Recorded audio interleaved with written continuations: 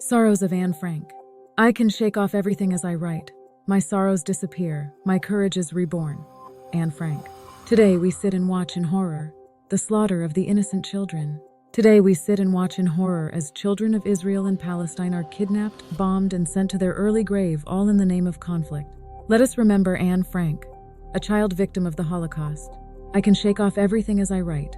My sorrows disappear, my courage is reborn. Anne Frank. Let us remember the innocent children of Israel and Palestine as they write down their own hero stories with courage in order to shake off their own sorrows even as they lay dying. For they too shall join the likes of Anne Frank all over the world to tell the adults who makes decisions to engage, invade, bomb, and slaughter the innocent of the evil thoughts of man and how it destroys the innocent mind of a child. Regardless of which side we all choose to be in, let us have the courage to remember Anne Frank and all the child victims of war for today.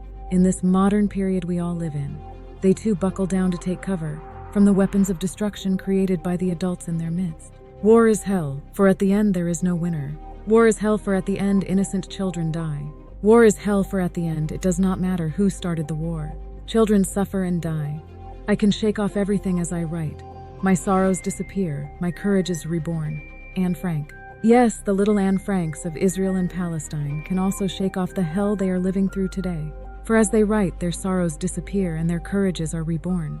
The little Anne Franks today in Israel and Palestine wishes the Anne Franks of tomorrow good luck for when they will get to write their own horror stories with courage, in order to shake away the hell they too will experience in their little lives.